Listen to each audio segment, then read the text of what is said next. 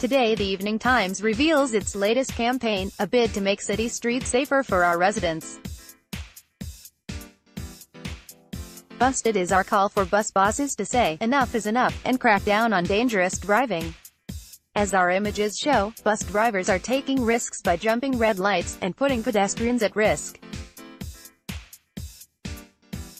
Of course, the vast majority of bus drivers in Scotland are conscientious, safe motorists. But the small minority of rogue bus and coach drivers are making the streets unsafe.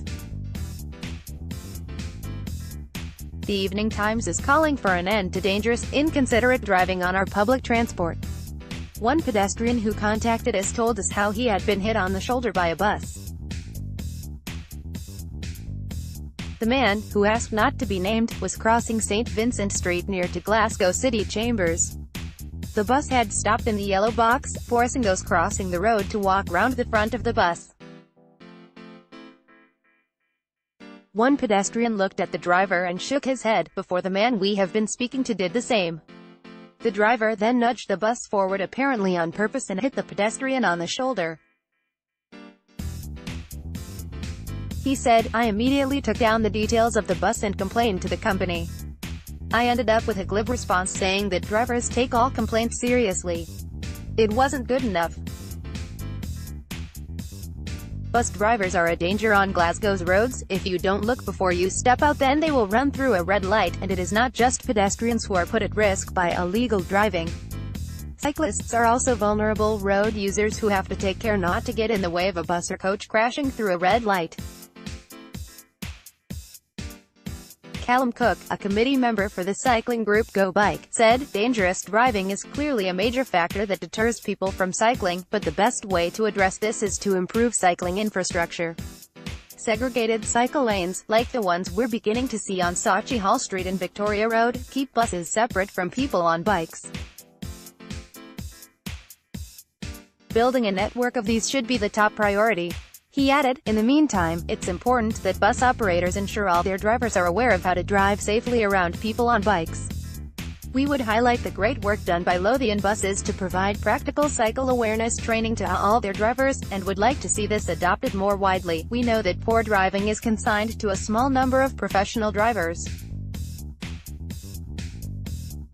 Most bus and coach drivers keep Glasgow moving by providing safe and reliable public transport." And the Evening Times agrees with public transport campaign group Get Glasgow Moving that improved public transport is the best way to make Glasgow greener and more environmentally friendly. But campaigner Ellie Harrison says things could be better, and that means decent pay and conditions for drivers who might feel pressured to keep running to time, even if that means dodgy moves on the road. Ellie said, "We don't want to be bashing buses, we are pro-bus. We know there are problems, but I would relate them to poor training, paying conditions and a stressful working environment. The last thing we want is for less people to use the bus. Drivers shouldn't have to compete for little road space, and more bus priority measures should be put in place. Hopefully then the bus drivers wouldn't be so pushed for time. Thinking of the bus system, you could have a much higher standard of driver training if our buses were properly regulated. This would result in better conditions for drivers too, as routes could be properly planned, and less congestion would mean that the drivers would probably not have to jump through red lights. It's a free-for-all at the moment. We are pro-bus and pro-driver as well, and a system like this would be better for 99% of people in Glasgow. We want to hear from you as part of our call to arms. We want Evening Times readers to tell us of their experiences. Have you seen buses jump red lights? Do drivers sit in yellow boxes and block the roads? If you're a cyclist, do you ever have trouble sharing your route with buses or coaches? Share your stories, photographs and videos by emailing news@eveningtimes.co.uk or contact us here. We want to hear from you. Send us your pictures of bus bandits.